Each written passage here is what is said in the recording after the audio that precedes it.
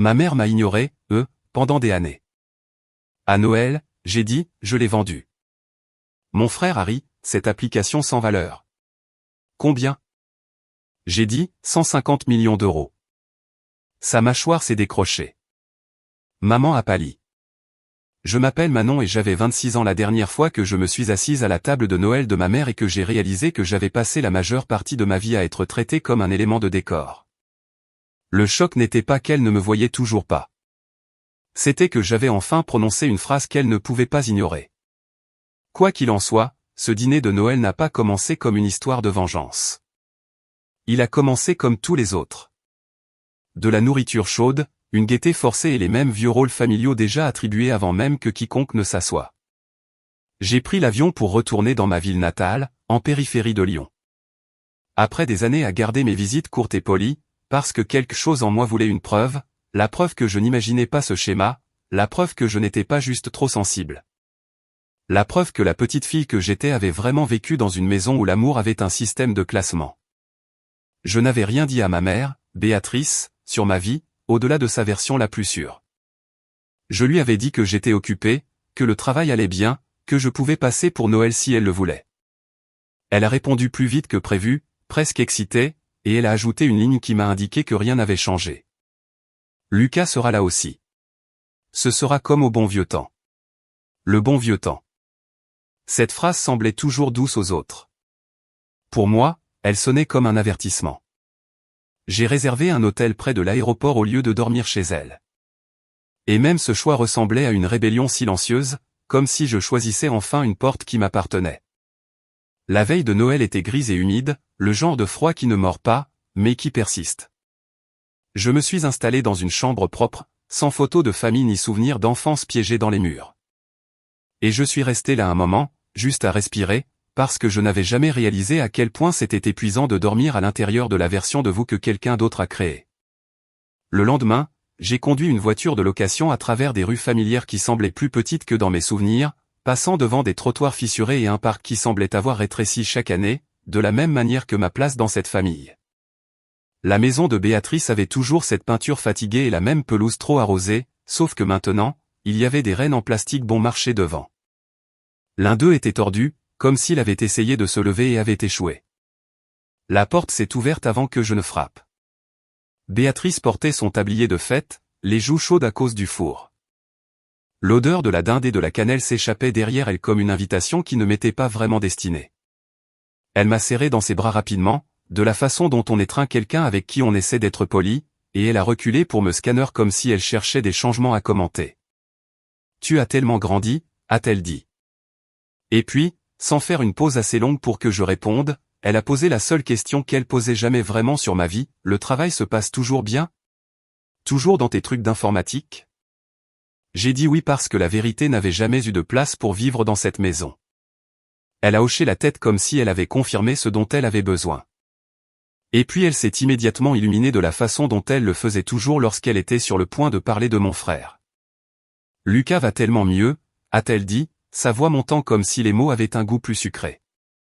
Il a une nouvelle idée, une vraie cette fois. Tu verras. Je suis si fier de lui. Je suis entré et la maison m'a frappé avec le même mélange de confort et d'effacement qu'elle avait toujours eu. Le sapin était fait. Les décorations étaient les anciennes, mais les murs racontaient toujours la même histoire. Des photos encadrées de Lucas en uniforme de sport, Lucas à sa remise de diplôme, Lucas en costume à un événement de réseautage qu'il n'avait probablement même pas apprécié. Je n'ai pas vu une seule photo de moi. Pas une seule. Il y avait une photo d'enfance où j'existais, mais seulement techniquement. Lucas centré sur un vélo neuf brillant, le bras de ma mère autour de lui, et moi flou au bord du cadre comme si j'étais entré dans la photo par accident. Je ne me sentais pas blessé comme avant. Je me sentais lucide, comme si quelqu'un avait enfin nettoyé un miroir embué. Béatrice a appelé vers le salon, « Lucas, ta sœur est là. » Et j'ai entendu le traînement de pieds paresseux avant qu'il n'apparaisse. Il était étalé sur le canapé comme s'il payait un loyer, une chaussette mise et l'autre non, une bière à la main, regardant le foot avec le volume trop fort. Il a coupé le son de la télé et s'est levé avec un sourire qui n'atteignait jamais ses yeux, me regardant de haut en bas comme s'il inspectait quelque chose qu'il ne respectait pas. « Eh bien, regardez qui voilà », a-t-il dit. Et c'était le même ton qu'il avait depuis que nous étions enfants. Mi-amusé, mi-méprisant. Toujours célibataire, toujours enfoui dans ton petit truc d'application? Béatrice observait mon visage comme si elle attendait que je joue l'ancien rôle et que j'en ris. Pour faciliter les choses pour tout le monde. J'ai souri poliment. Content de te voir aussi, ai-je dit. Parce que je n'étais pas là pour me battre.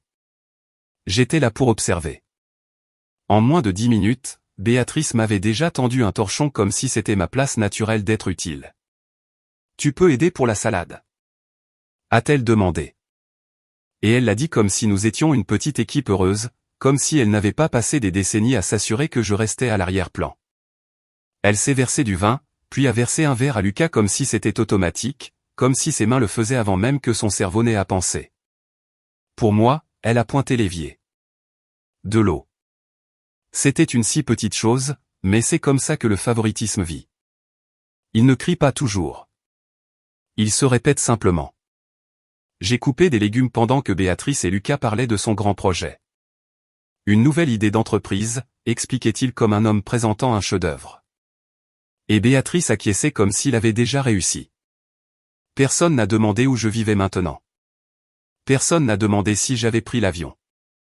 Personne n'a demandé à quoi ressemblaient mes journées, quel était réellement mon travail, ce que j'avais construit. C'était comme si je n'avais pas vieilli du tout dans leur esprit. J'étais toujours la calme, laide, la chaise supplémentaire à la table. Et ce qui m'a surprise, c'est que je ne me sentais plus désespéré de changer cela. Je me sentais presque détaché, comme si je regardais une pièce de théâtre que j'avais trop vue pour être impressionné par le jeu des acteurs. Quand Béatrice nous a enfin appelés à table, mon corps a réagi avant mon esprit. Mon pouls s'est accéléré, mes épaules se sont tendues parce que mon système nerveux se souvenait encore de ce que cela signifiait de s'asseoir à cette table et d'attendre d'être ignoré. Le plan de table était le même que toujours. Lucas à un bout, Béatrice près de lui, moi sur le côté comme une pensée après coup.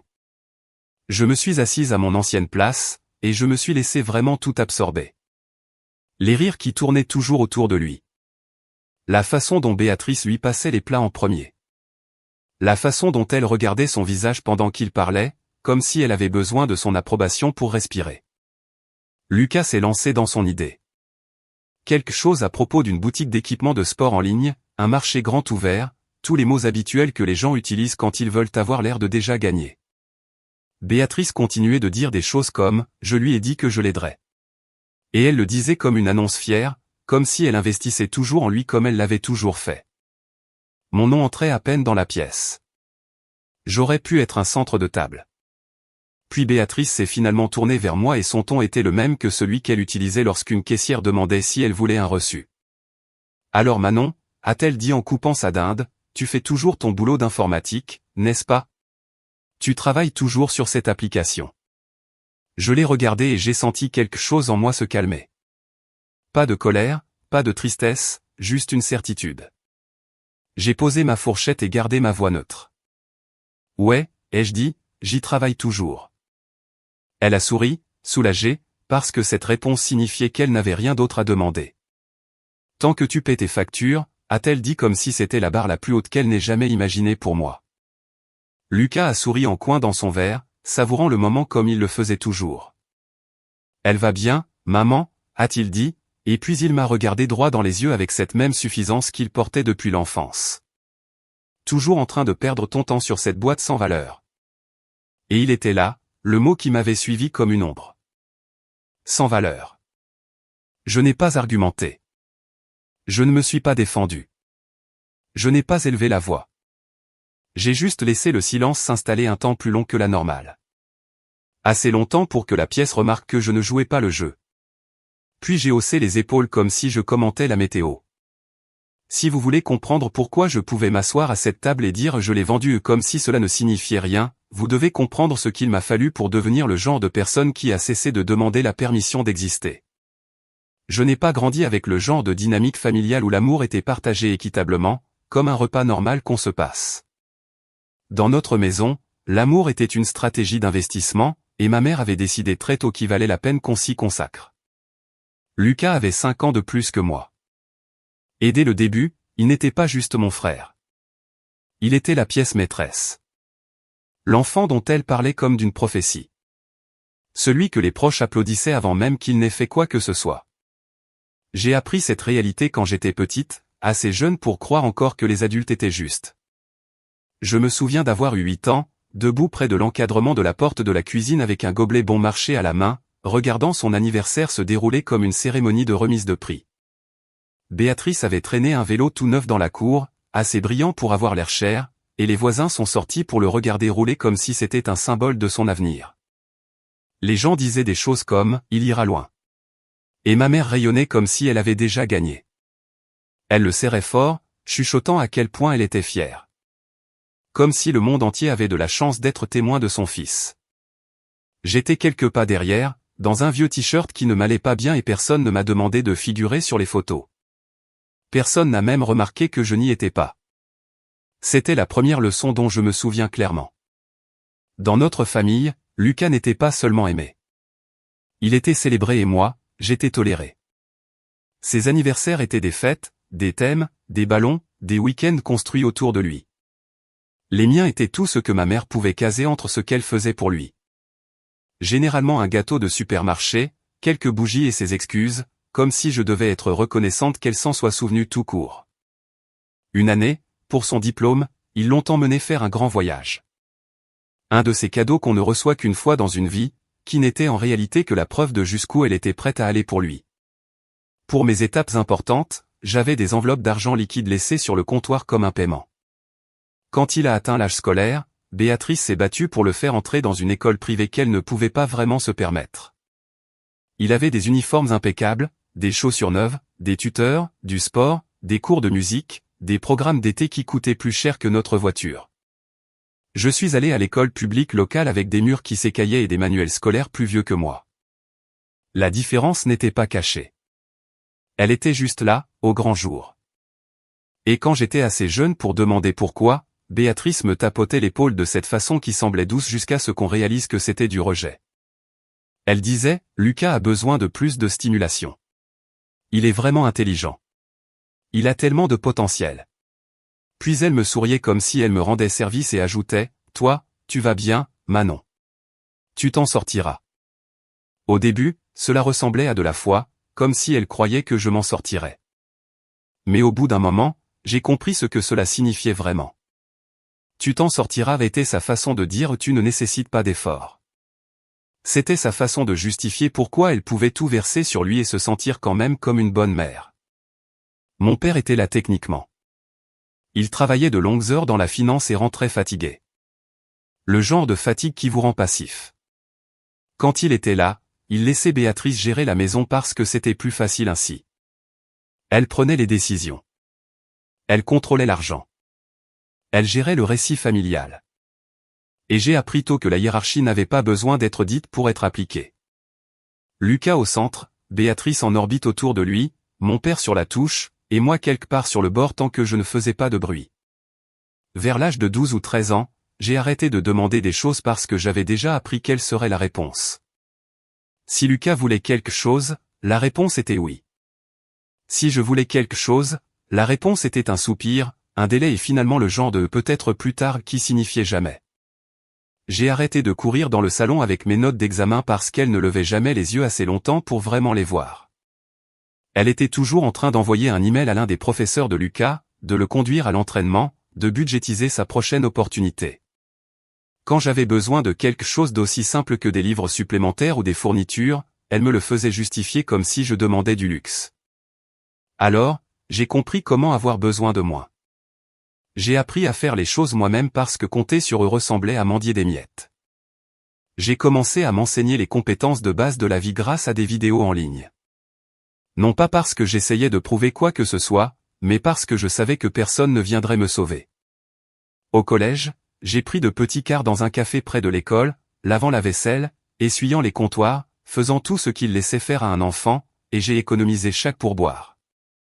Cet argent est devenu mon premier ordinateur portable d'occasion plus tard. Et je me souviens encore à quel point il me semblait lourd quand je l'ai ramené à la maison, comme si je m'étais enfin acheté un morceau de liberté. Je n'étais pas en colère tout le temps à l'époque. C'est ce que les gens supposent, que les enfants négligés grandissent furieux et bruyants. Je ne l'étais pas. J'étais calme, observatrice. J'ai commencé à remarquer chaque petit moment qui confirmait la vérité, et je les stockais. Pas comme une liste pour se venger, mais comme la preuve que je ne pourrais jamais construire ma vie sur eux. Au dîner, la conversation appartenait toujours à Lucas. Ses matchs, ses notes, ses rêves. J'étais là, mais je n'étais pas l'histoire. J'étais la chaise supplémentaire. Et quelque part dans ces années-là, quelque chose en moi s'est ajusté comme un interrupteur qu'on bascule. J'ai arrêté d'essayer d'être choisi.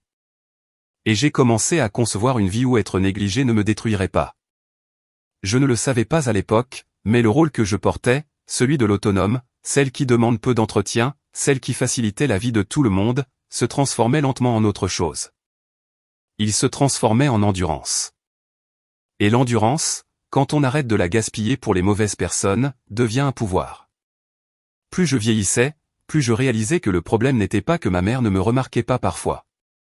Le problème était qu'elle avait construit un système où je n'existais que lorsque je pouvais être utile, silencieuse ou pratique. Peu importait à quel point je réussissais à l'école, à quel point je devenais responsable, le peu de problèmes que je causais. Dans son esprit, Lucas était l'investissement et j'étais l'arrière-plan fiable. Il était l'enfant en qui elle avait besoin de croire. J'étais l'enfant dont elle supposait qu'elle survivrait sans elle. Et parce que j'ai survécu, parce que je me suis adapté, parce que j'ai appris à faire les choses seule, elle a utilisé cela comme preuve qu'elle avait raison de me donner moins. C'est comme ça que le favoritisme reste propre dans la tête d'un parent. Ils ne disent pas « j'aime un enfant plus que l'autre ». Ils disent « cet enfant a plus besoin de moi ». Ils disent « celle-ci s'en sortira ». Ils le disent avec un sourire, comme si c'était un compliment, comme s'ils vous bénissaient avec de la force. Mais ce qu'ils font vraiment, c'est vous donner l'abandon et appeler ça de l'indépendance. Le schéma apparaissait dans des centaines de petits moments qui sembleraient mesquins si je les énumérais à voix haute, ce qui est exactement pourquoi cela fonctionne. Les gens ne prennent pas au sérieux la mort par coupure de papier jusqu'à ce qu'ils voient le tissu cicatriciel. Quand Lucas avait besoin de quelque chose, cela arrivait immédiatement et sans débat. Un nouvel ordinateur portable, des cours particuliers supplémentaires, des frais de club, un voyage le week-end, un costume pour un stage, un téléphone de remplacement parce qu'il en avait besoin pour le réseautage. Béatrice ne se contentait pas de fournir, elle fournissait trop. Elle lui donnait des surclassements, des coussins, des secondes chances, et appelait cela du soutien.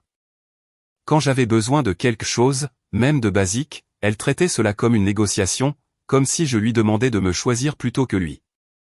Alors que tout ce que je demandais, c'était d'être traité comme si j'existais, j'ai appris à baisser la voix avant même de parler. J'ai appris à demander d'une manière qui ne ressemblait pas à une demande. C'est pas grave sinon. T'inquiète pas. Je peux me débrouiller. J'ai dit ces phrases si souvent qu'elles sont devenues ma personnalité. Je ne réalisais même pas que je le faisais jusqu'au jour où j'ai eu 17 ans et qu'un professeur m'a offert la chance d'assister à un atelier le week-end qui aurait aidé pour les inscriptions à la fac. Et les frais n'étaient même pas chers. Mais ma mère m'a quand même regardé comme si j'avais demandé des vacances. Elle n'a pas dit non directement. Elle a fait pire. Elle a soupiré et a demandé si j'en avais vraiment besoin. Puis, la même semaine, Lucas a mentionné qu'il voulait essayer un nouveau programme et elle a trouvé l'argent sans cligner des yeux. C'est le moment où j'ai cessé de croire que la famille avait des limites. La famille n'avait de limites que pour moi. Mon rôle était prévisible.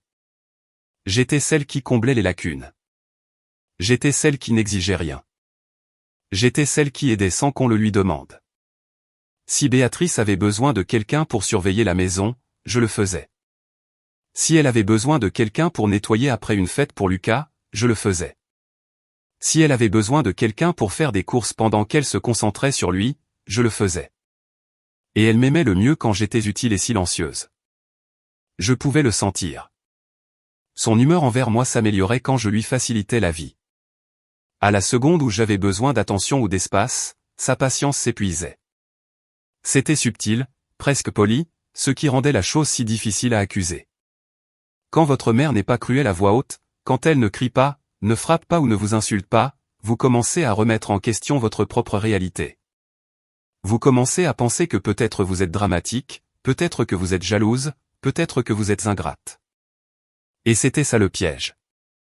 Le schéma n'était pas assez fort pour être appelé de la maltraitance, mais il était assez constant pour façonner tout mon système nerveux. J'ai appris à m'asseoir au bord des pièces. J'ai appris à attendre que les conversations m'incluent et ensuite à arrêter d'attendre quand elles ne le faisaient jamais. J'ai appris à manger le dîner en les écoutant parler de Lucas comme s'il était le seul avenir qui valait la peine d'être discuté. J'ai appris à me célébrer tranquillement parce que quand j'essayais de partager de bonnes nouvelles, cela tombait comme une nuisance. Si je rentrais à la maison avec un vin, Béatrice me donnait le même sourire rapide qu'elle donnerait à la photo de bébé d'un étranger.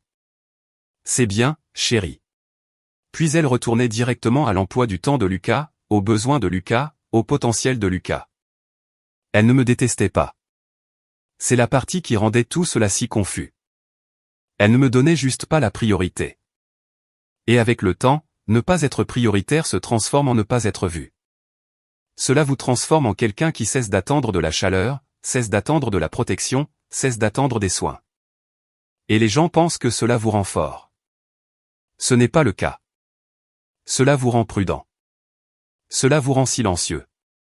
Cela vous fait arrêter de tendre la main. C'est comme ça que je suis devenu l'enfant facile, celle qui demande peu d'entretien, celle qu'elle pouvait ignorer sans conséquence. Et la partie la plus malsaine est que Lucas a appris ce schéma aussi. Il a appris que la maison tournait autour de lui, que le dévouement de ma mère était garanti, et que j'étais la chaise supplémentaire qui s'adapterait toujours. Il a grandi en me regardant accepter moins, et il a interprété mon silence comme une permission. Donc, au moment où nous étions adultes, la façon dont il me traitait n'était même plus personnelle. C'était automatique. Il me parlait comme si j'étais derrière lui dans la hiérarchie parce qu'on ne lui avait jamais appris le contraire. Il pouvait se moquer de mes intérêts, minimiser mon travail, qualifier mon entreprise de sans valeur, et il se sentait en sécurité pour le faire parce qu'il savait que Béatrice ne le corrigerait jamais. Dans son monde, sa confiance comptait plus que ma dignité. Et c'est ce qui a finalement fait que tout s'est mis en place pour moi. Ce n'était pas seulement que j'étais négligé. J'étais utilisé comme contraste, comme la preuve que Lucas était spécial, comme la sœur silencieuse qui le rendait plus brillant. J'étais l'atterrissage en douceur qui rendait l'ego de tous les autres stable. Et une fois que j'ai vu cela clairement, une fois que j'ai arrêté de romancer ma mère et commencé à la regarder comme une personne avec des choix, la douleur a changé de forme. Elle a cessé d'être de la tristesse et a commencé à devenir quelque chose de plus froid. Pas de la rage, pas de la vengeance, juste une certitude privée que je ne construirai plus jamais ma vie à l'intérieur d'un système conçu pour me garder petite. Cette prise de conscience ne m'a pas rendue bruyante. Elle m'a fait disparaître exprès. Elle m'a fait retirer mon besoin de comme quelqu'un retire lentement de l'argent d'un compte qu'il sait qui sera éventuellement vidé. J'ai arrêté de partager. J'ai arrêté de demander. J'ai arrêté d'espérer. Et plus j'arrêtais, plus il devenait évident à quel point il s'accrochait peu à mon existence en premier lieu. Au moment où je suis parti pour l'université, je ne l'ai pas fait avec drame. Je n'ai pas claqué les portes ou fait des discours sur l'injustice de tout cela. Je suis juste parti tranquillement comme quelqu'un qui avait appris que mendier de l'amour enseigne seulement aux gens qu'ils ont le droit de le rationner. J'ai été accepté dans un programme solide à Lyon. Informatique, bourse partielle. Et je me souviens m'être assise sur le bord de mon lit en relisant l'email jusqu'à ce que les mots deviennent flous. Pas parce que je pensais que c'était un miracle, mais parce que cela ressemblait à la première porte que j'avais jamais ouverte moi-même. Je suis entré dans la cuisine pour le dire à ma mère, et elle a souri à l'écran comme si c'était un bulletin météo. C'est super, chérie, a-t-elle dit. Et avant même que la chaleur ne puisse s'installer, elle a demandé si je pouvais l'aider à relire un email pour l'un des professeurs de Lucas. C'était ma confirmation. Même mon évasion n'était qu'une pause entre sa concentration sur lui. Une semaine plus tard, Lucas est entré dans une grande école d'élite et la maison s'est transformée en stade. Les proches sont venus. Il y avait des bannières, du champagne, des photos, des larmes. Béatrice parlait de son avenir comme s'il appartenait à toute la famille, comme si son succès était un héritage partagé. Quand il a été temps pour moi de déménager, elle m'a serré dans ses bras sur le trottoir, a dit qu'elle était fière, et est partie parce qu'elle était en retard. Quand il a été temps pour lui de partir, elle a pris l'avion avec lui, a porté des cartons jusqu'à sa résidence, a décoré sa chambre et a posté un album entier en ligne comme si elle envoyait un prince dans son royaume. Ce contraste aurait pu me briser si j'avais encore essayé de la gagner. Mais à ce moment-là, quelque chose en moi était déjà en train de changer. Je n'attendais plus de justice. Je collectais des informations. J'ai emménagé dans un appartement exigu près du campus avec des colocataires qui étaient bruyants, gentils et fauchés comme moi. Ma bourse couvrait une partie de mes frais de scolarité, mais pas assez pour prétendre que j'avais un filet de sécurité. Alors, j'ai travaillé. J'ai pris un emploi dans une chaîne de café à quelques rues du campus et je me réveillais avant le lever du soleil, j'enfilais ce tablier, je passais mes matinées à sourire à des gens qui ne me remarquaient pas, puis je me précipitais aux cours magistraux avec des taches de caféine sur mes manches. Je m'asseyais à la bibliothèque avec un ordinateur portable d'occasion qui chauffait et était lent, m'enseignant des matières supplémentaires via des vidéos gratuites parce que les manuels étaient chers et que personne à la maison n'allait m'aider. La plupart des étudiants construisaient des vies sociales. Je construisais des compétences. Et je ne m'apitoyais pas sur mon sort. Pas de la manière dont les gens s'y attendent. Il y avait quelque chose d'étrangement apaisant à connaître les règles. Si je voulais quelque chose, je devais le faire arriver. Personne n'allait me donner un avantage, ce qui signifiait que personne ne pouvait me l'enlever non plus. C'est là que mon retrait émotionnel a vraiment commencé. Pas de l'école, pas de la vie, juste d'eux. J'ai arrêté d'appeler Béatrice pour partager de petites mises à jour parce que je savais déjà comment la conversation se déroulerait. Elle écouterait par fragments et reviendrait ensuite à Lucas comme par gravité. J'ai arrêté de lui parler de mes notes, de mes projets, de mes petites victoires. J'ai arrêté d'essayer de lui nourrir une version de moi qu'elle pourrait applaudir parce qu'elle avait déjà décidé qui méritait les applaudissements. Et une fois que vous arrêtez de jouer pour quelqu'un, vous commencez à entendre à quel point votre vie devient calme. Je me suis concentré sur les choses qui me donnaient ce sentiment électrique de progrès. Le moment où une ligne de code fonctionnait enfin. Le moment où un concept faisait tilt, le moment où je réalisais que je pouvais construire quelque chose à partir de rien sans la permission de personne. L'idée de mon application n'est pas venue d'une présentation tape à accent grave l'œil. Elle est venue de l'épuisement. Je regardais les gens autour de moi s'épuiser, sauter des repas, faire des nuits blanches, vivre comme si leur corps était jetable. J'entendais mes colocataires se plaindre de se sentir comme des zombies, de souhaiter que quelque chose leur rappelle de prendre soin d'eux-mêmes sans avoir l'impression d'être une alarme insistante. Un après-midi, assise à une table de café collante entre deux services, cela m'a frappé si simplement que cela semblait presque stupide. Et s'il y avait un outil propre et simple qui aidait les gens à suivre les bases? Sommeil, mouvement, nourriture, eau, et les pousser d'une manière qui ressemblait à un ami, pas à une conférence. J'ai commencé à l'esquisser dans un cahier bon marché. Des écrans grossiers, des graphiques de base, de petits rappels qui ressemblaient à des SMS au lieu d'avertissements. Je ne l'ai pas dit à Béatrice. Je ne l'ai pas dit à Lucas. Je ne l'ai pas annoncé comme j'avais été formé à le faire quand je voulais de l'attention. J'ai juste commencé à construire. Les nuits se transformaient en routine. Travail, cours, nuits instantanées, code jusqu'à 2 heures du matin, sommeil, répété. La première version était moche mais fonctionnelle. Je l'ai donnée à quelques camarades de classe, leur ai dit d'être brutalement honnêtes, et ils l'ont été. Ils l'ont démoli. Ils m'ont dit ce qu'ils craignaient, ce qui les embrouillait, ce qu'ils voulaient.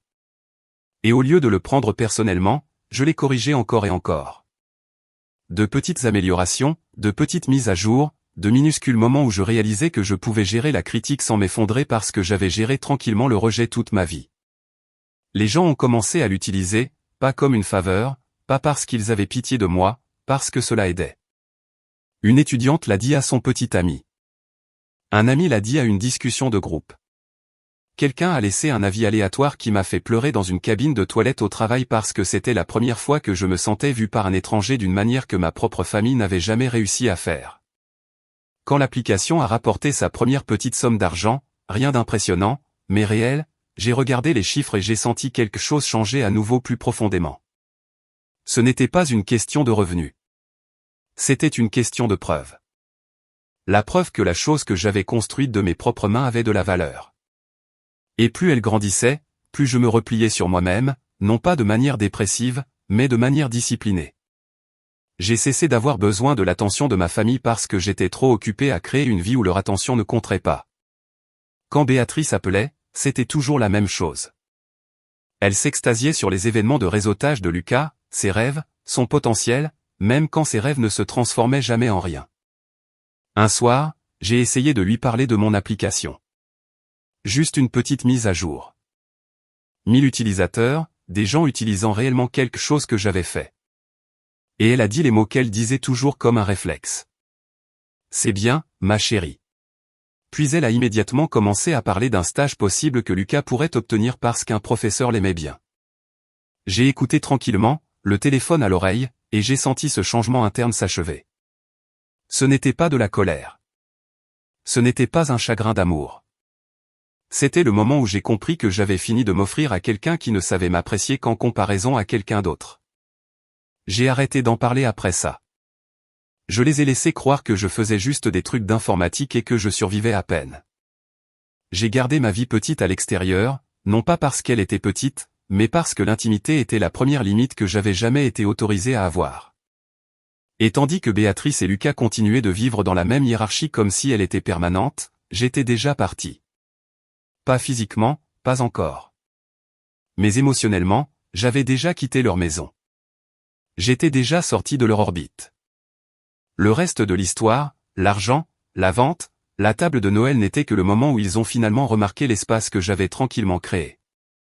Le point de non-retour n'était pas le jour où mon application a dépassé le 1 million d'utilisateurs. Et ce n'était pas le jour où le premier acheteur sérieux m'a contacté. Ce n'était même pas le moment où j'ai signé les papiers finaux et regardé un chiffre apparaître sur mon compte qui semblait irréel. Le point de non-retour était plus silencieux que cela. C'était une décision que j'avais prise bien avant Noël, à l'époque où Béatrice pensait encore que ma vie allait bien, et où Lucas me parlait encore comme si j'étais sa petite ombre. Après l'université, j'ai obtenu mon diplôme en avance, non pas parce que je poursuivais une histoire inspirante, mais parce que je ne pouvais pas me permettre de rester plus longtemps que nécessaire. Alors que d'autres étudiants parlaient d'années de césure et de voyage, j'ai signé un bail pour un minuscule espace de bureau dans le quartier technologique de Lyon, un bâtiment gris avec des lumières clignotantes, une moquette LED et une vue sur un parking. C'était la première pièce de ma vie qui m'appartenait entièrement. J'ai rempli des papiers, créé la société, ouvert des comptes, emménagé dans cet espace avec 2 bureaux dépareillés et un canapé d'occasion. Mes journées sont devenues un labeur si constant qu'il a cessé de ressembler à un effort pour commencer à ressembler à une identité. Les matins étaient consacrés aux tickets de support et aux corrections de bugs. Les après-midi aux fonctionnalités. Les nuits aux tutoriels de marketing et à plus de code. Je répondais moi-même à chaque avis.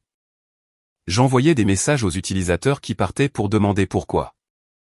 J'ai supplié un graphiste en ligne de faire en sorte que l'interface ressemble moins à quelque chose construit dans un sous-sol. Lentement, les chiffres ont grimpé. Les gens ont commencé à partager des captures d'écran de leurs progrès. Des entraîneurs ont demandé à la recommander. Des salles de sport ont demandé une intégration à leur marque. J'ai dit oui à tout et j'ai construit un niveau payant simple. Rien de tape à accent grave-l'œil, juste quelques informations supplémentaires pour quelques euros par mois. Quand les revenus d'abonnement ont finalement ressemblé à une vraie entreprise au lieu d'un passe-temps, j'ai embauché 2 développeurs juniors. Des jeunes comme moi, intelligents, affamés, négligés. Nous nous sommes entassés dans ce minuscule bureau, survivant grâce au café bon marché et aux plats à emporter, poussant des mises à jour chaque semaine, regardant quelque chose de réel prendre forme. Et pendant que tout cela se passait, le destin de Lucas a commencé à faire ce qu'il faisait toujours, s'effondrer au moment où il exigeait une discipline réelle. Sa première tentative de start-up est morte rapidement. Il a brûlé une grande quantité de l'argent de Béatrice, l'a fermé et est retourné vivre à la maison comme s'il était normal de se retirer dans la même maison qu'il avait toujours protégée des conséquences. Béatrice m'a appelé en pleurant.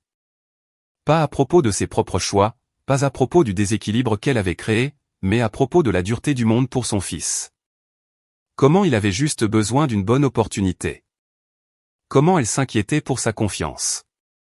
Elle n'a pas demandé ce que je construisais. Elle a demandé si je pouvais être compréhensive. Elle a demandé si je pouvais être solidaire. C'était le même schéma, juste habillé dans un langage d'adulte maintenant. Et quand elle a finalement demandé de mes nouvelles, c'est sorti vague et dédaigneux comme si elle parlait d'un passe-temps que quelqu'un fait le week-end. Ce truc d'appli, ça va toujours ? C'est tout ce qu'elle a dit. C'était l'espace qu'elle me faisait. J'ai gardé mes réponses courtes. Ouais, c'est bon. Je n'ai pas mentionné les revenus. Je n'ai pas mentionné mon équipe. Je n'ai pas mentionné les partenariats que je négociais avec de vraies entreprises. Non pas parce que je me cachais par peur. Parce que je savais déjà ce qui se passerait si je lui disais. Soit elle minimiserait la chose jusqu'à ce qu'elle paraisse inoffensive, soit elle essaierait d'en faire quelque chose pour Lucas et je n'étais plus disposé à être utilisé de cette façon. À peu près à cette époque, un responsable du développement commercial d'une grande entreprise technologique m'a contacté au sujet d'options stratégiques. La réunion a eu lieu dans un immeuble de verre qui sentait le café cher et l'ambition. Je suis entré portant mon seul blazer décent, les paumes moites, essayant de ne pas ressembler à une fille qui dînait encore sur un ordinateur portable. Ils ont proposé d'acheter mon entreprise pour 50 millions d'euros. 50. C'était plus d'argent que mon cerveau d'enfant ne pouvait même contenir. Pendant une fraction de seconde, j'ai imaginé appeler Béatrice. J'ai imaginé sa voix changer enfin.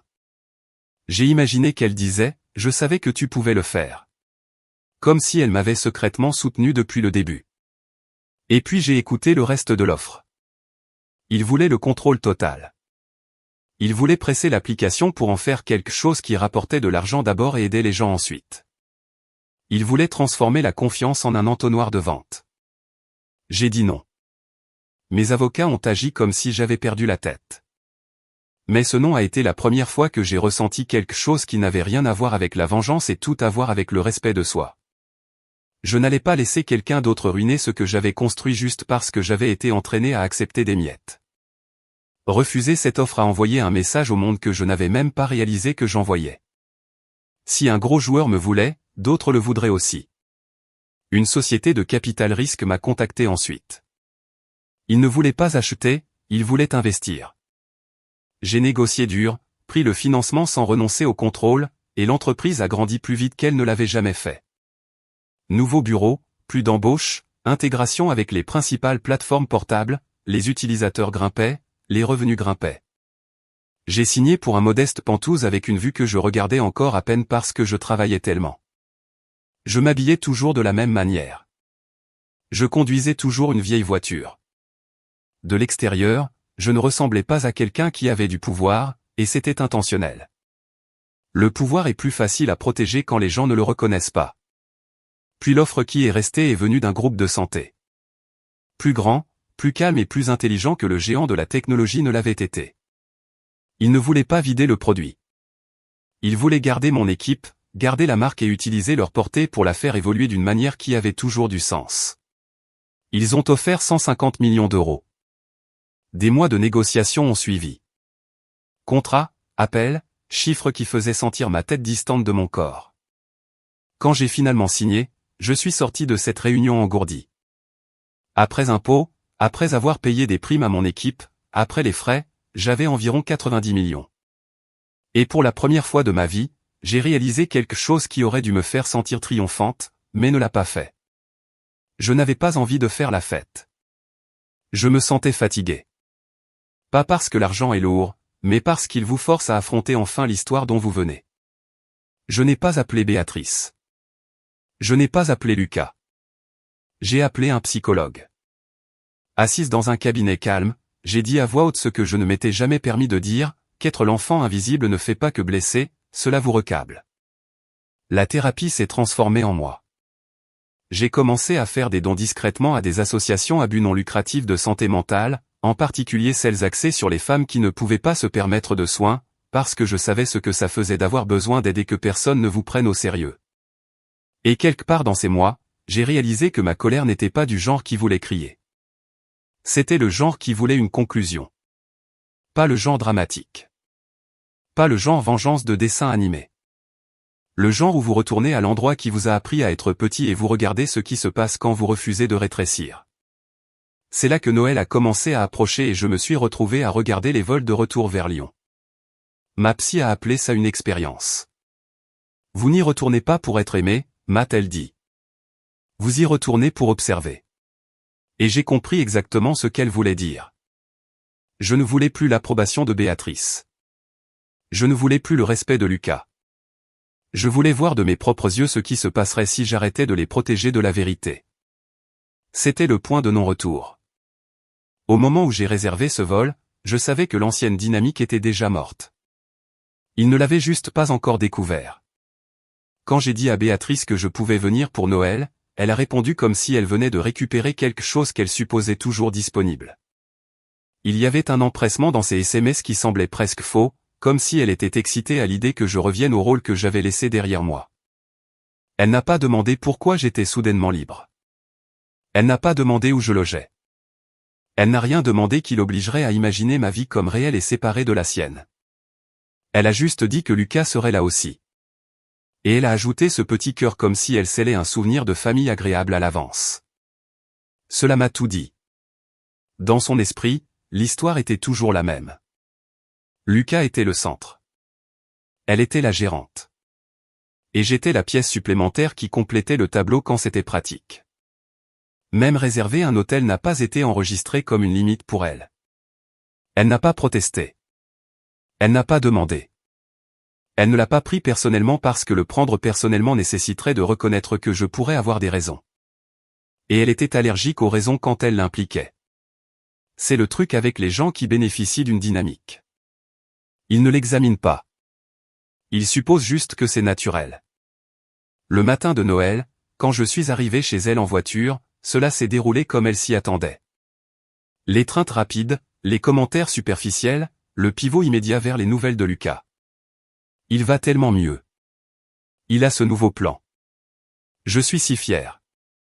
Sa voix avait cet éclat répété, comme si elle essayait de le polir devant moi, comme si ma présence était un miroir dont elle avait besoin pour refléter sa valeur. Lucas agissait comme s'il était toujours celui qui avait l'avantage. Ce sourire tordu, les petits commentaires, la façon dont il parlait de mon travail comme si c'était une obsession mignonne qui ne porterait jamais ses fruits. Et Béatrice a laissé faire parce qu'elle l'avait toujours fait.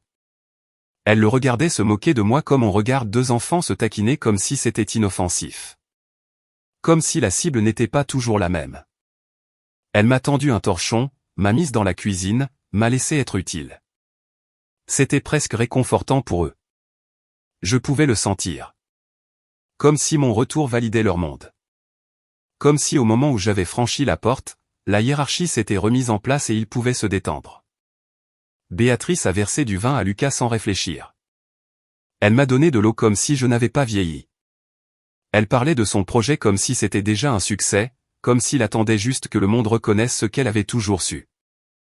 Elle m'a même jeté un coup d'œil à un moment donné et a dit, « Tu sais, je lui ai dit que je l'aiderais à le lancer. » Avec ce ton, qui ne demandait pas vraiment mon avis. Elle demandait mon accord. Comme si j'étais censé hocher la tête et confirmer que bien sûr les ressources familiales devraient aller à lui encore une fois. Bien sûr, ça avait du sens. Bien sûr, il méritait un autre coup de pouce. Je n'ai pas réagi. J'ai juste écouté.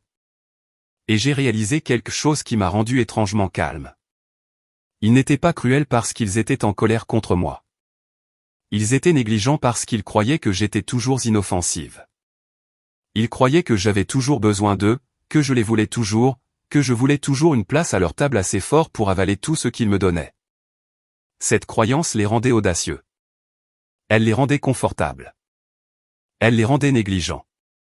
Au dîner, Béatrice a passé les plats à Lucas en premier, Harry a des blagues qui n'étaient pas drôles, s'est penchée vers lui comme elle l'avait toujours fait, comme si le reste du monde pouvait disparaître tant que son enfant chéri se sentait grand.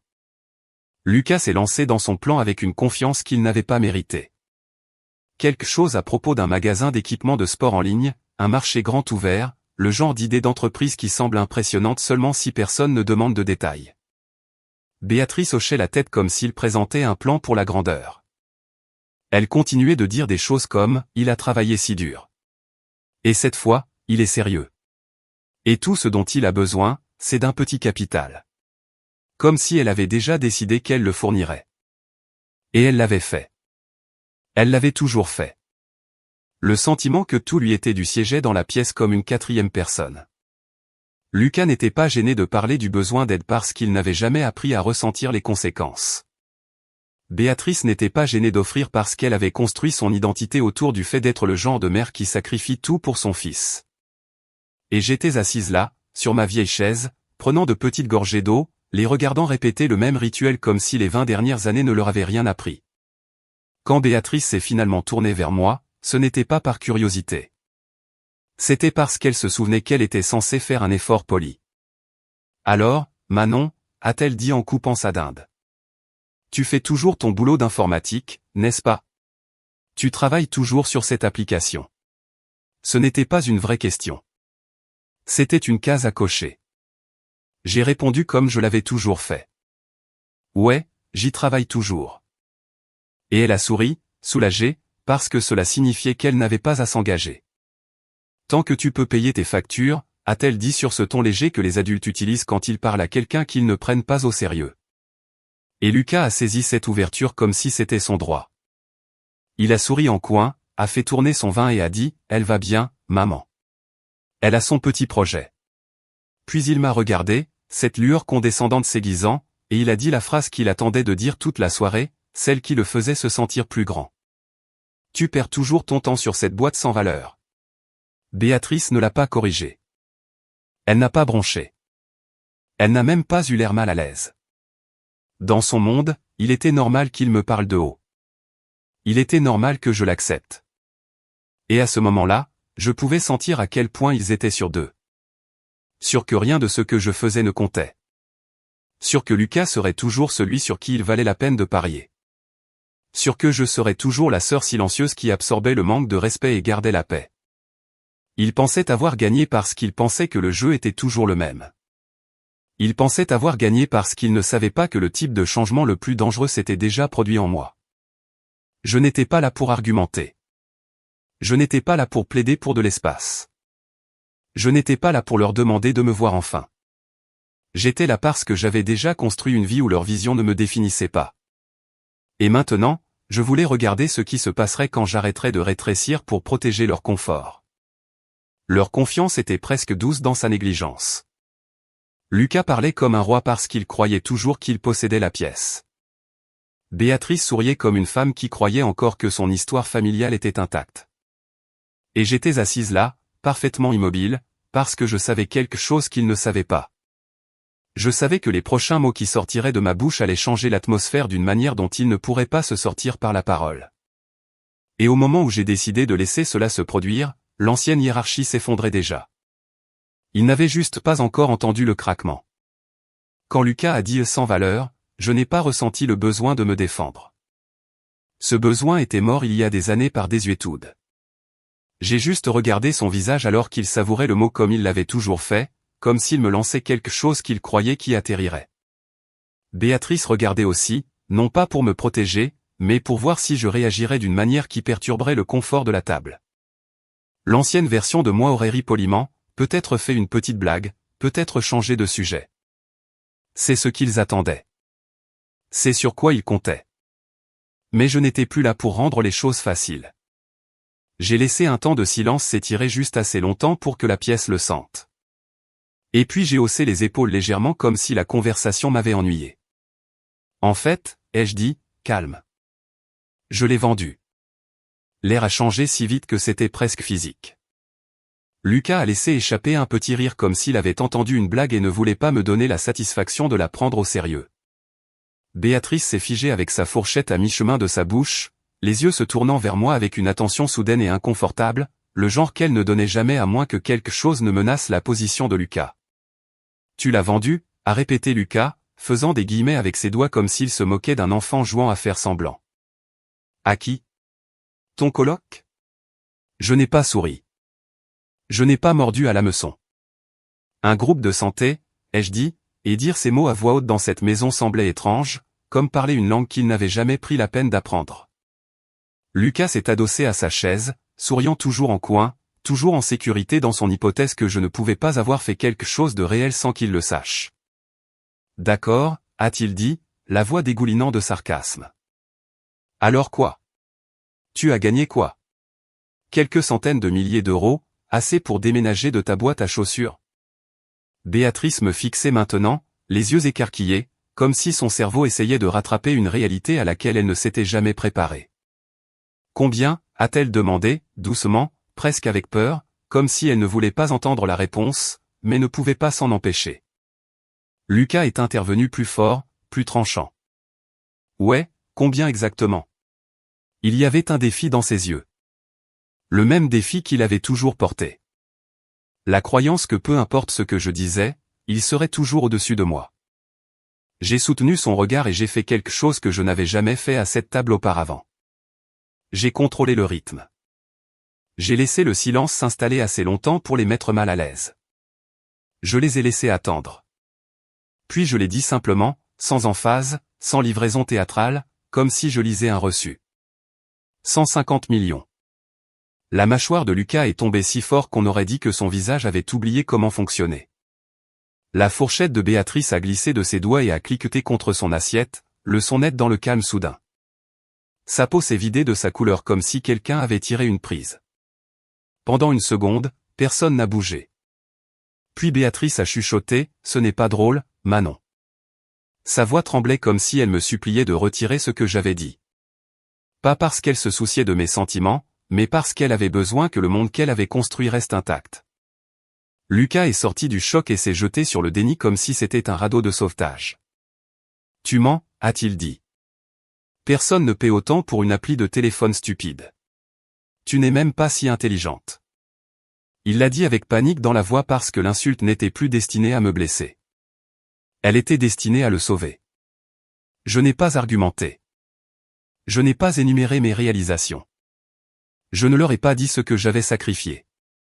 J'ai juste sorti mon téléphone, je l'ai déverrouillé et j'ai tourné l'écran vers eux.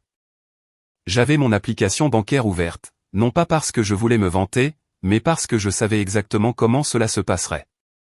Les gens qui vous ignorent pendant des années ne vous croient pas soudainement quand vous parlez. Ils croient aux chiffres. Béatrice s'est penchée, les yeux parcourant les chiffres, les lèvres bougeant alors qu'elle essayait de compter les virgules, son expression s'effondrant en quelque chose entre l'incrédulité et la honte.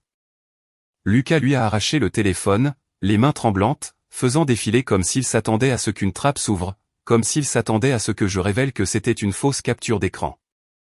Quand il n'a pas pu trouver le mensonge, il a saisi son propre téléphone et a commencé à taper furieusement, comme le font les gens peu sur deux quand la réalité ne correspond pas à l'histoire qu'ils se sont racontée. Quelques secondes plus tard, j'ai vu son visage se durcir alors qu'il trouvait l'article. Ses lunettes reflétaient le titre. Il a fait défiler, marmonnant des phrases dans sa barbe. Et je savais qu'il lisait les mêmes mots que j'avais lus une fois seul au milieu de la nuit en silence avec personne à appeler. Une jeune fondatrice, une application de santé, une vente pour 150 millions. Mon nom, mon visage, la preuve que j'existais. Quand il a relevé les yeux vers moi, la suffisance avait disparu. Les yeux de Béatrice étaient humides maintenant. « Pourquoi tu ne nous l'as pas dit ?» a-t-elle chuchoté comme si je leur avais caché quelque chose qui leur appartenait. « Comment as-tu pu cacher quelque chose comme ça à ta propre famille ?» C'est là que quelque chose de froid et de propre s'est installé dans ma poitrine. Pas de colère, pas de cruauté, juste de la clarté. Parce que dans cette phrase, elle ne s'excusait pas. Elle ne réfléchissait pas. Elle ne demandait pas comment elle avait raté ma vie. Elle m'accusait de refuser l'accès. Elle réagissait comme quelqu'un qui vient d'apprendre qu'il a été enfermé hors d'une pièce qu'il supposait posséder. J'ai expiré lentement, presque amusé. « Tu veux dire comme tu as tout gardé pour Lucas ?» ai-je dit, et ma voix est restée calme parce que je ne le disais pas pour la blesser. Je le disais parce que c'était vrai. Je l'ai nommé un élément à la fois sans élever le volume. L'école privée, les voyages, l'argent qu'elle lui a remis pour sa start-up ratée, la façon dont elle oubliait mes anniversaires ou les traitait comme des corvées. La façon dont elle a pris l'avion pour l'aider à s'installer dans son rêve pendant que je déménageais seul avec une literie d'occasion et aucune photo. La bouche de Béatrice s'ouvrait et se fermait. Elle essayait de former les vieilles défenses. « Ce n'est pas juste », a-t-elle réussi à dire. « Nous avons fait de notre mieux. Nous t'avons soutenu. Nous avons toujours. » Non, ai-je coupé plus sèchement que je ne le voulais, mais toujours sous contrôle. Tu l'as soutenu, lui. Tu as investi en lui. Tu as construit toute ta vie autour de lui. Tu m'as dit que je m'en sortirais. Et puis tu as agi comme si cela signifiait que tu n'avais pas à essayer. Lucas a frappé du poing sur la table, faisant sauter les verres.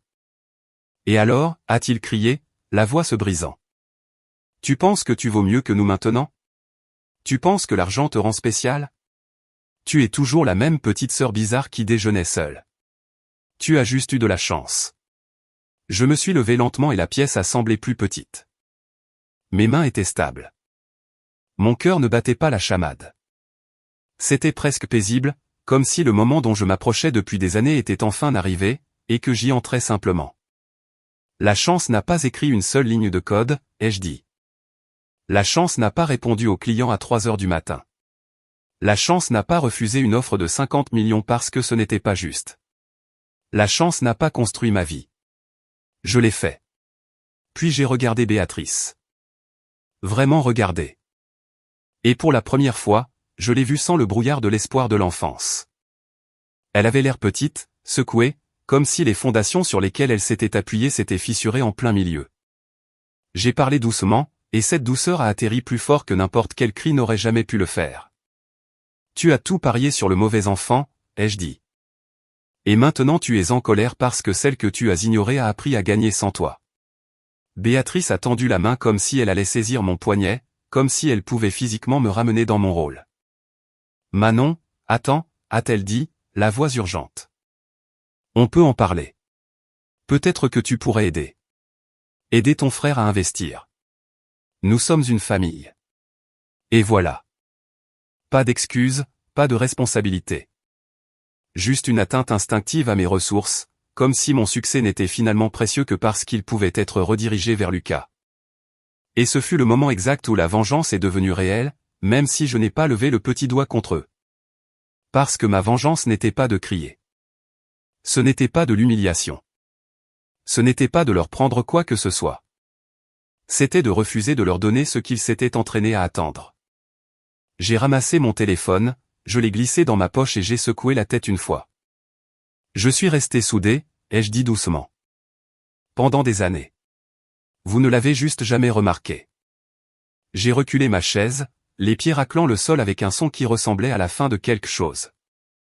Les lumières de Noël clignotaient à la fenêtre derrière eux, se reflétant sur leurs visages stupéfaits. Je les ai regardés une dernière fois, pas avec triomphe, pas avec pitié, juste avec finalité. Bon dîner, ai-je dit. Joyeux Noël. Et puis je suis sorti. Je les ai laissés assis là avec leur dinde, leur hiérarchie et le silence qu'ils s'attendaient toujours à ce que j'avale. Je n'ai pas claqué la porte. Je n'ai pas pleuré dans l'allée. Je ne me suis pas retourné pour voir si Béatrice suivait. Je suis juste sorti dans l'air froid et je suis parti. Et à ce moment-là, la valeur, l'accès et le pouvoir qu'ils avaient supposé leur appartenir pour toujours ont disparu tranquillement. Les retombées n'ont pas explosé au moment où je suis parti. Cela n'est pas venu sous la forme d'un coup de fil dramatique ou d'un effondrement instantané. C'est venu comme les conséquences le font habituellement lorsque les gens ont passé des années à les éviter. Lent, humiliant et indéniable. Ce soir-là, de retour à mon hôtel, j'ai enlevé mes chaussures, je me suis assise sur le bord du lit et j'ai regardé les lumières humides de la ville par la fenêtre. Je m'attendais à ce que mon téléphone s'allume tout de suite parce que je connaissais Béatrice. Je connaissais Lucas. Je savais à quelle vitesse il cherchait à reprendre le contrôle quand il sentait qu'il leur échappait, mais rien ne s'est passé. Le silence a duré plus longtemps que je ne le pensais, et pendant un bref instant, je me suis presque demandé s'ils étaient assis à cette table en train de réfléchir réellement.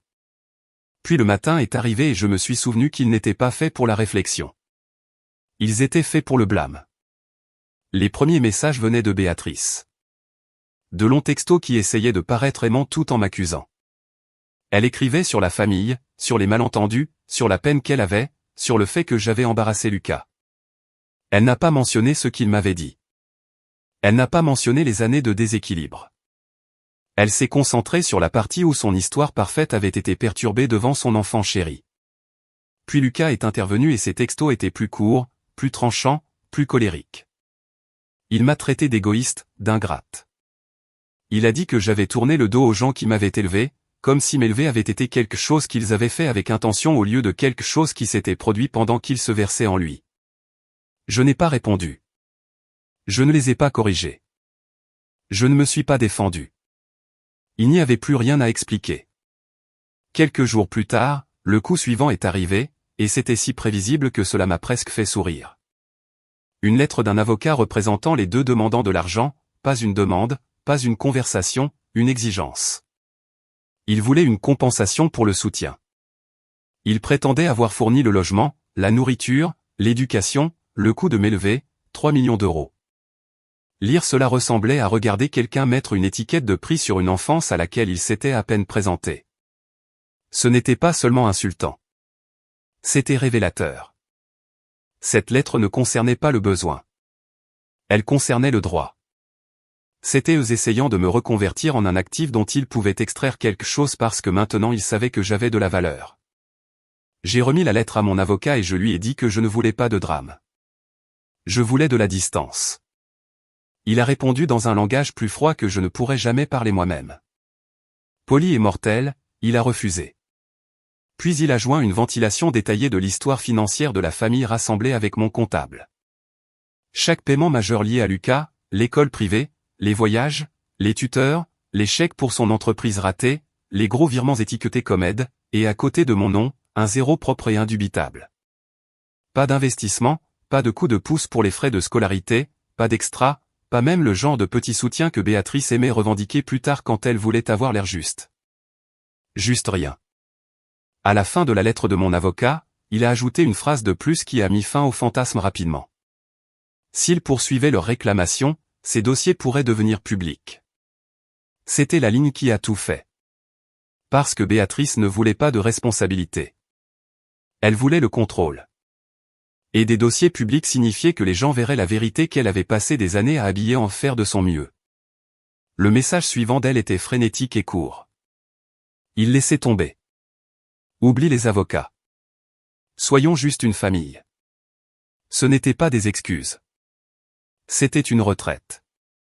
Et une fois la porte de l'argent fermée, une fois qu'ils ont réalisé qu'ils ne pouvaient pas forcer leur entrée dans ma vie financièrement, la dynamique a commencé à s'effondrer d'elle-même. Lucas était déjà instable avant Noël. Il avait vécu sur une confiance empruntée toute sa vie. Une confiance que Béatrice avait gonflée en le protégeant des conséquences. Ma phrase à cette table n'était pas seulement embarrassante pour lui. C'était une crise d'identité. Elle l'a forcé à regarder la possibilité qu'il n'était pas la star. Et les gens comme Lucas ne gèrent pas ce genre de changement tranquillement. Il buvait plus. Il déblatérait. Il a vrillé.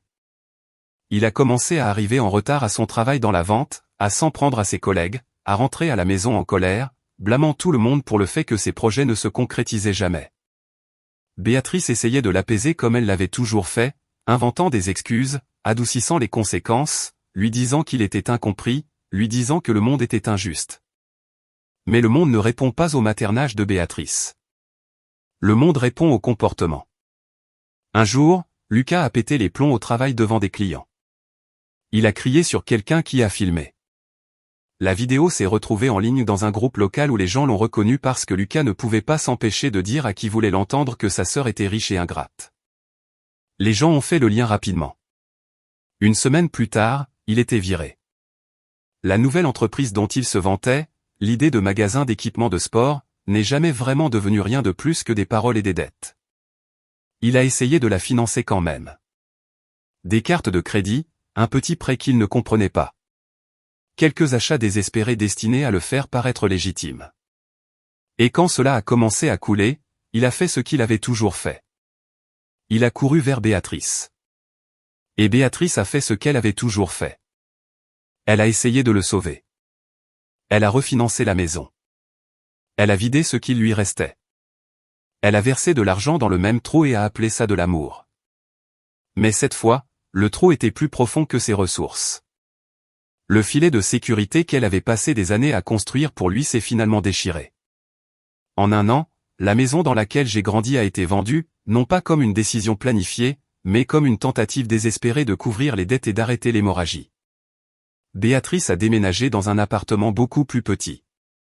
Sa santé a commencé à vaciller, non pas à cause d'une tragédie, mais à cause du stress, du déni, du fait de vivre à l'intérieur des conséquences qu'elle avait évitées trop longtemps. Les proches qui avaient l'habitude de tourner autour d'elle, ceux qui louaient Lucas et traitaient Béatrice comme la mère fière d'une future réussite, ont commencé à s'éloigner. Les gens n'aiment pas être proches d'un effondrement quand ils savent qu'on pourrait leur demander de l'aide. Et Béatrice, pour la première fois de sa vie, n'avait pas d'histoire brillante pour les distraire. Elle avait la réalité, et la réalité est silencieuse. Ce Noël suivant, je n'étais pas à Lyon. Je n'étais pas à la table de Béatrice. J'étais quelque part au chaud avec un petit groupe de personnes qui me connaissaient sans avoir besoin de me classer. Nous avons nagé, fait de la randonnée, dîné avec vue sur l'océan, et j'ai envoyé un gros don à une organisation qui aide les femmes à se payer une thérapie. Je ne l'ai pas fait pour prouver quoi que ce soit. Je l'ai fait parce que cela ressemblait à la fermeture d'un cercle, donner quelque chose dont j'avais eu besoin un jour sans l'attacher à quelqu'un qui l'utiliserait contre moi. Le seul message que j'ai reçu ce jour-là de ma famille ne venait pas de Béatrice ou de Lucas. Il venait d'une cousine plus jeune. Elle avait vu un article sur moi et a dit que mon histoire la faisait se sentir moins folle d'être négligée dans sa propre maison. Ce message comptait plus que tout ce que Béatrice aurait pu dire. Je lui ai dit qu'elle pouvait m'appeler n'importe quand. Et elle l'a fait. Au cours des mois suivants, je suis devenu ce dont j'avais besoin quand j'avais 16 ans. Une voix calme qui ne rejetait pas. Une personne qui écoutait. Quelqu'un qui pouvait guider sans contrôler. C'était ça le truc étrange avec le karma. Il n'a pas seulement puni ma mère et mon frère. Il a aussi réorganisé ma vie en quelque chose de plus sain. Des mois plus tard, une enveloppe est arrivée à mon bureau. C'était une lettre manuscrite de Béatrice. Pas un SMS, pas une demande. Du papier, comme si elle essayait de rendre la chose sérieuse. Elle écrivait qu'elle était désolée. Elle a admis qu'elle avait favorisé Lucas. Elle a admis qu'elle ne m'avait pas vu. Elle a dit qu'elle souhaitait pouvoir revenir en arrière. Elle a dit qu'elle espérait que je pourrais lui pardonner.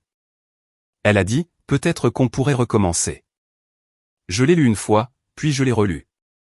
Et je n'ai rien ressenti de dramatique, pas de triomphe, pas de douleur, juste une reconnaissance tranquille que les excuses ne changeaient pas le passé. Elle ne faisait que le confirmer. Je n'ai pas encadré la lettre. Je ne l'ai pas déchirée. Je ne me suis pas précipité pour répondre. Je l'ai mise dans un tiroir parce qu'à ce moment-là, j'avais déjà fait le seul pardon qui comptait. Je m'étais pardonné de ne pas avoir pu la réparer. Je n'ai pas envoyé d'argent. Je ne les ai pas sauvés. Je ne suis pas rentré dans le système qu'ils avaient construit juste parce qu'ils les blessaient enfin, eux aussi. Fixer des limites n'était pas une punition. C'était une protection. Et tandis que le monde de Béatrice rétrécissait, le mien continuait de s'étendre. Pas d'une manière tape à accent grave-l'œil, mais de la manière calme et régulière de quelqu'un qui a enfin cessé d'essayer de gagner une place à une table qui n'a jamais été construite pour elle. Après l'arrivée de la lettre de Béatrice, il y avait une partie de moi qui s'attendait à quelque chose. Une vague d'émotions retardées, une vieille douleur qui remonte, une envie de courir en arrière et de prouver que j'étais toujours la bonne fille. Cette envie n'est jamais venue. Je pense que les gens imaginent que lorsque le parent qui vous a négligé l'admet enfin, cela débloque un flot de soulagement. Mais pour moi, le soulagement s'était déjà produit des mois plus tôt. Tranquillement, quand j'ai réalisé que je n'avais pas besoin qu'elle valide ce que j'avais vécu, ces excuses n'ont rien guéri parce que la blessure n'était pas un malentendu. C'était un schéma. Et les schémas ne disparaissent pas juste parce que quelqu'un se sent enfin coupable. J'ai gardé la lettre parce qu'elle était la preuve de quelque chose que j'avais toujours su. Mais je n'ai pas répondu. Pas tout de suite. Parce que je n'essayais plus de gérer ces sentiments. C'était le plus grand changement. Pendant la majeure partie de ma vie, j'avais été formé à prendre la responsabilité du confort de tous les autres. Si Béatrice se sentait contrariée, j'étais censé m'adoucir. Si Lucas se sentait menacé, j'étais censé rétrécir. Si la famille ressentait une tension, j'étais censé l'absorber. Cette formation est profonde. Elle vous fait confondre le sacrifice de soi avec l'amour. Mais une fois sorti de cela, je pouvais voir à quel point ma personnalité avait été construite autour du fait de me rendre plus facile à ignorer. Je ne voulais plus vivre de cette façon. Lucas a essayé de me contacter quelques fois après que tout a commencé à s'effilocher. Pas d'une manière sincère, d'une manière chaotique. Parfois, il envoyait des messages de colère m'accusant d'avoir ruiné sa vie, comme si sa vie avait été stable avant même que j'ouvre la bouche à cette table. D'autres fois, il basculait dans l'autre sens, agissant comme si nous pouvions passer à autre chose si je l'aidais juste à redémarrer. Le ton changeait au cours de la même conversation. Insulte, puis compliment, puis culpabilité. C'était le coup du lapin émotionnel de quelqu'un qui n'avait jamais appris à se réguler sans public. Je n'ai pas argumenté avec lui non plus. Je n'ai pas expliqué. Je n'ai pas essayé de le convaincre que les conséquences dans lesquelles il vivait étaient les siennes. Le silence était la seule réponse qui ne nourrissait pas le cycle. Et je savais en observant Béatrice depuis des années que s'engager ne ferait que leur donner un autre moyen de revenir. Béatrice a envoyé quelques messages de plus, aussi.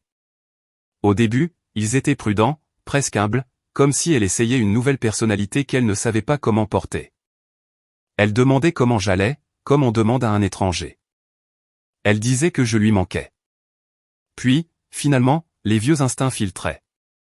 Elle mentionnait à quel point les choses avaient été difficiles, à quel point son appartement semblait petit, à quel point Lucas luttait, comment elle ne savait pas trop quoi faire. Et je pouvais le voir clairement. Elle voulait un sauvetage sans appeler cela un sauvetage. Elle voulait que je revienne au rôle de système de soutien, le rôle qu'elle ne m'avait jamais offert, mais qu'elle voulait maintenant de moi parce qu'elle n'avait plus d'option. Elle n'a jamais dit « je comprends ce que j'ai fait ». Elle a dit « regarde ce qui se passe maintenant ». C'était toujours centré sur elle, toujours centré sur Lucas, toujours concentré sur ce que je pouvais fournir. C'est là que j'ai compris quelque chose qui a rendu ma poitrine calme et froide de la meilleure façon.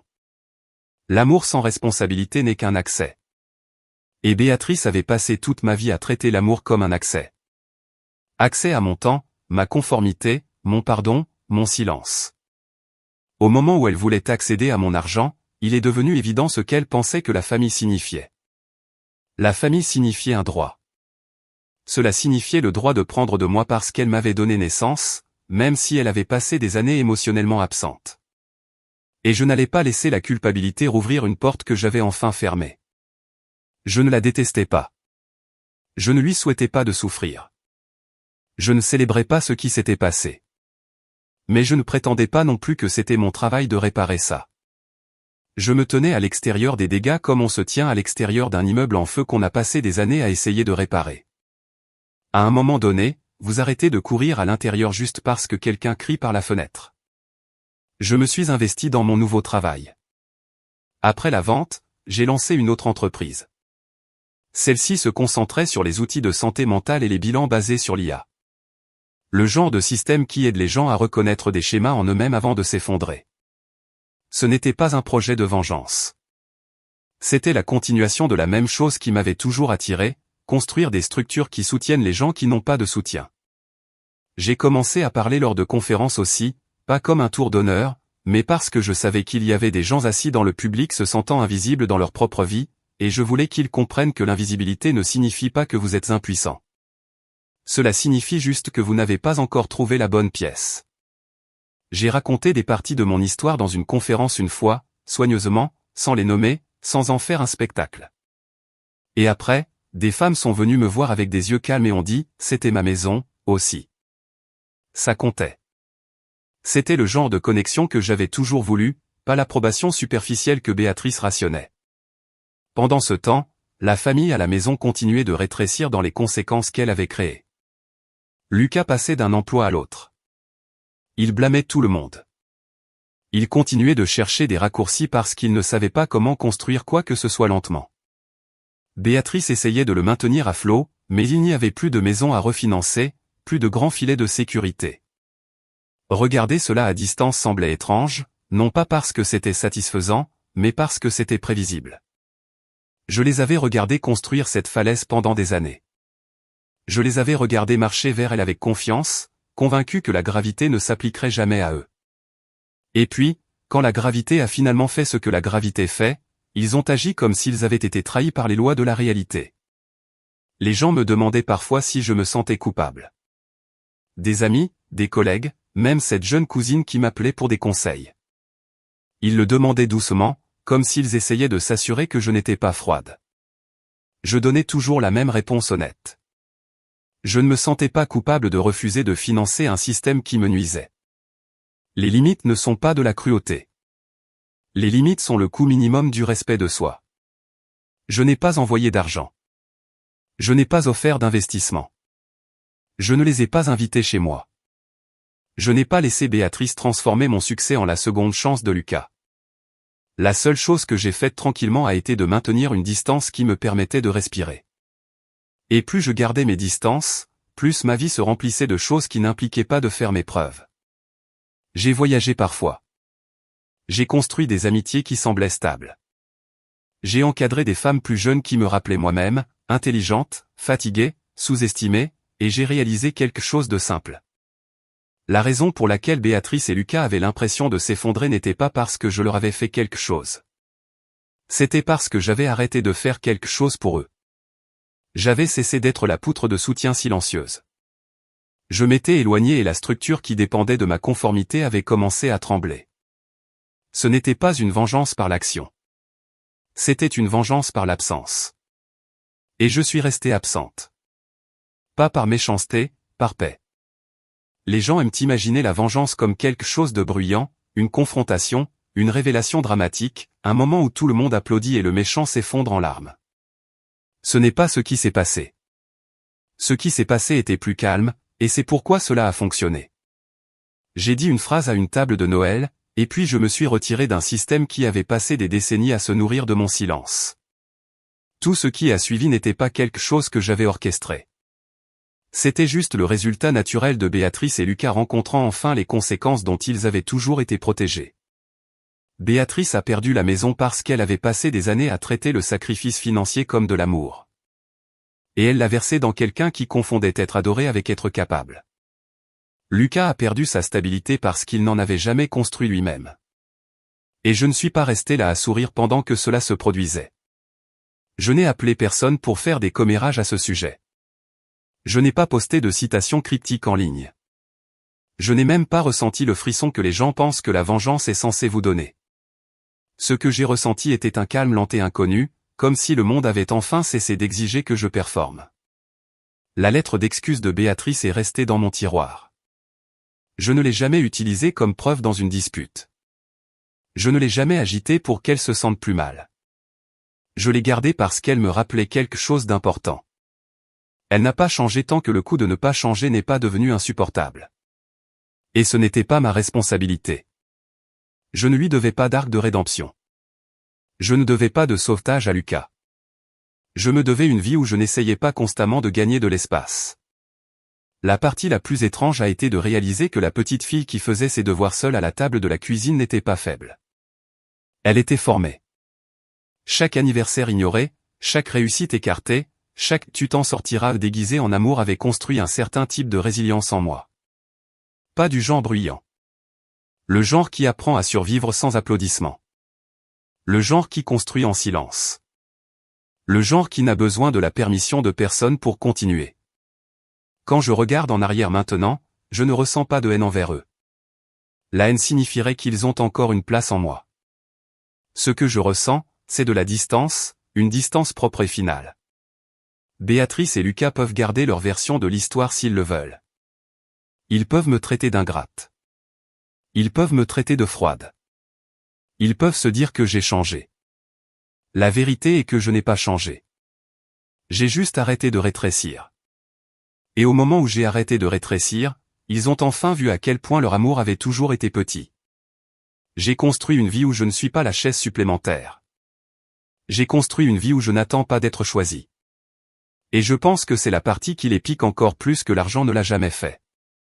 Parce que ce n'était pas la vente qui m'a rendue puissante. C'était le fait que je sois parti et que je ne sois jamais revenu pour mendier. Alors c'est là que ça se termine. Pas avec la vengeance comme une performance, mais avec la vengeance comme une décision. J'ai retiré ma valeur. J'ai retiré mon accès. J'ai retiré ma loyauté à un système qui ne l'a jamais mérité. Et je les ai laissés avec exactement ce qu'ils avaient construit. Je n'ai pas enfreint la loi. Je n'ai blessé personne. Je n'ai même pas élevé la voix. Je suis juste sorti tranquillement et j'ai laissé la réalité gérer le reste. Et maintenant, quand Noël arrive, je ne ressens pas d'appréhension. Je ne ressens pas de culpabilité. Je ne ressens pas la vieille douleur d'espérer que quelqu'un me verra enfin. Je me sens calme. Froide.